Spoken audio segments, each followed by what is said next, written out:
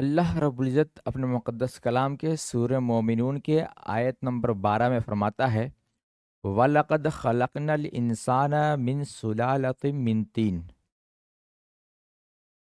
ترجمہ دیکھ لیتے ہیں۔ اور بے شک ہم نے آدمی کو چنی ہوئی مٹی سے بنایا۔ اب غور کریں کہ اللہ خود اعلان فرما رہا ہے کہ میں نے آدمی کو مٹی سے بنایا۔ اب مٹی پہ اگر ہم غور کرتے ہیں تو کئی سارے سبق سیکھنے کو ملتے ہیں۔ غور کرتے ہیں، دیکھتے ہیں آگے کہ اللہ رب العزت نے جو مٹی کو کلر کے اعتبار سے بنایا ہے،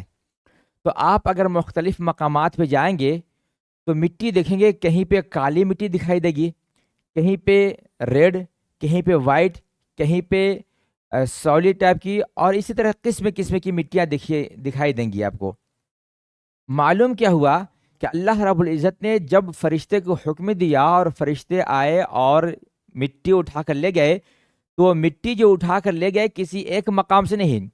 بلکہ زمین کی اوپری سطح پہ جب انہوں نے پنجہ مارا تو اس طرح سے پوری زمین سے مٹی اٹھی کہ گویا کہ اوپری ایک سطح کو وہ اٹھا کر لے گئے،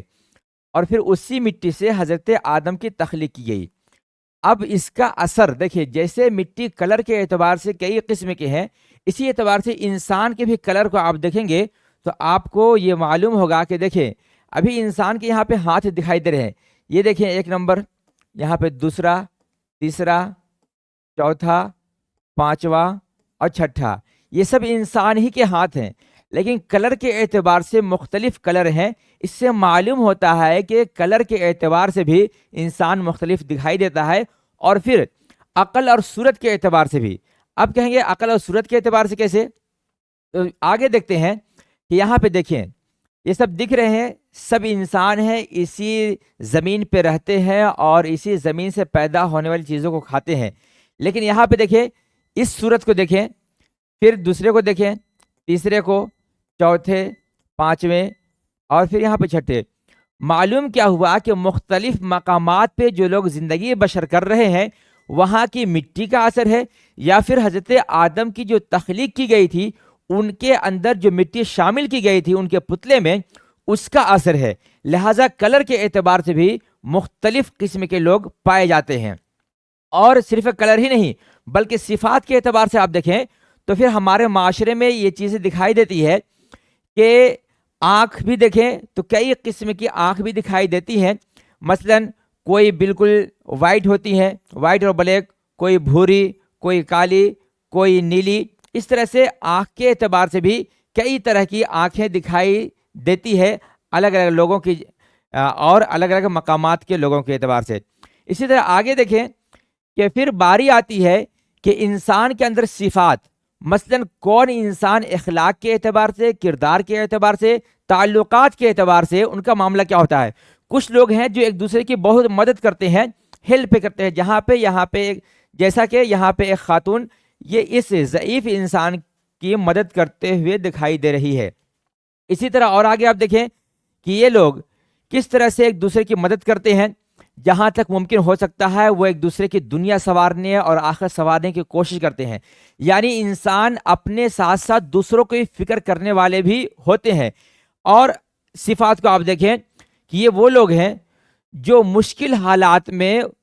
ان لوگوں کی مدد کرتے ہیں جو مشکلوں اور پریشانیوں کا سامنا کر رہے ہیں۔ دیکھیں یہ شاید کہیں پہ کچھ ایکسیڈنٹ وغیرہ ہوا تھا، تو یہاں پہ یہ دعوت اسلامی کے ایک فرد ہیں جو جاتے ہیں اور بغیر ذات و مذہب دیکھے ہوئے وہ صرف یہ دیکھتے ہیں کہ انہیں ضرورت ہے، ان کی مدد کرنی چاہیے، یہ جاتے ہیں اور ان کی مدد کرتے ہیں۔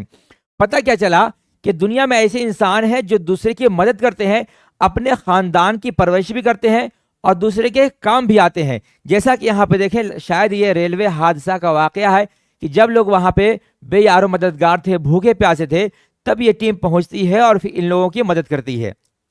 آگے دیکھتے ہیں، یہاں بھی کچھ اسی طرح کی تصویر دکھائی دے رہی ہے۔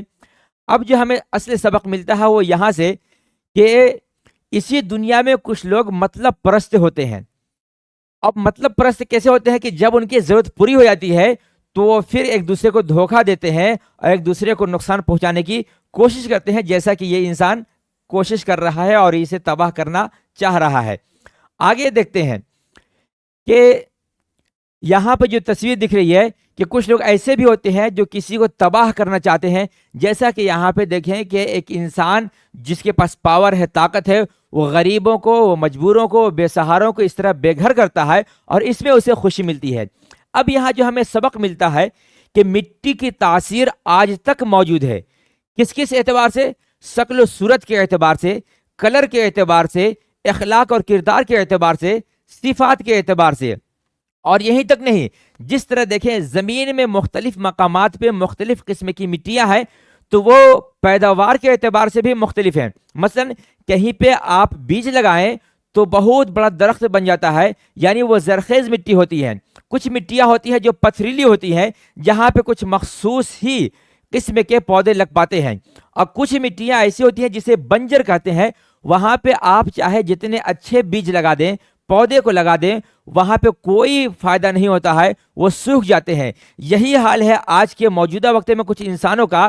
کہ اسے آپ چاہے جتنا پڑھا دیں، سکھا دیں، سمجھا دیں، لیکن وہ بنجر مٹی کی طرح ہے، وہ نہ اپنے خاندان کے کام آتے ہیں، نہ سماج کے کام آتے ہیں، نہ اور کسی کے کام آتے ہیں، وہ صرف نقصان ہی نقصان کرتے رہتے ہیں۔ اسی طرح معاشرے میں دیکھیں شرابی جو اپنے بھی کام نہیں آتا ہے، نشہ کرنے والے لوگ خود کے بھی نہیں ہوتے ہیں۔ تو اسی طرح آج یہ ثابت ہوا، اس سے ہمیں یہ سبق ملتا ہے کہ اللہ رب العزت نے جب مٹی سے انسان کو پیدا کیا تو وہ صفت بھی انسان کے اندر دیکھنے کو ملتی ہے، خواہ وہ رنگ و روپ کے اعتبار سے ہو، اخلاق و کردار کے اعتبار سے ہو، یا پھر معاملات کے اعتبار سے ہو، یا عمل اور نیت کے اعتبار سے ہو۔ تو یہ تمام چیزیں دیکھ کر ہمیں یہ سبق ملتا ہے کہ اب ہم کس میں شمار ہوتے ہیں۔ مثلا ہماری جو تخلیق ہوئی ہے وہ کیا بنجر مٹی سے، یا پھر اچھی مٹی، بنجر مٹی سے، یا پھر زرخیز مٹی سے؟ اگر ہم بھی خود کے لیے، اپنے معاشرے کے لیے، قوم کے لیے، سماج کے لیے، انسان کے لیے، دوسری مخلوقات کے لیے کام کرتے ہیں تو گویا کہ ہم زرخیز میں شمار ہوں گے، اور اگر ایسا نہیں کرتے ہیں تو پھر ہمارا شمار بنجر میں ہوگا۔ آخر میں ایک چھوٹا سا پیغام دینا چاہوں گا۔ گرمی کا موسم چل رہا ہے، آپ اشرف المخلوقات ہیں، انسان ہیں، عقل رکھنے والے ہیں، آپ کے پاس دولت ہے، گھر ہے، ایسے موقع سے ہمیں چاہیے کہ پرندوں کا خیال رکھیں، جن کے پاس ابھی رہنے کے لیے کوئی گھر نہیں ہے، جن کے پاس پینے کے لیے پانی نہیں ہوتا ہے، جن کے پاس کھانے کے لیے کھانا نہیں ہوتا ہے۔ لہٰذا ہمیں چاہیے کہ ایسی تپش میں، ایسی گرمی میں ہم اپنے گھر کے اوپری سطح پہ یا جہاں پہ مناسب جگہ ہو وہاں پہ کچھ پانی کا انتظام کر دیں، کچھ دانہ، کچھ چاول، کچھ گیہوں ڈال دیں، تاکہ وہ پرندے آئیں اور کھائیں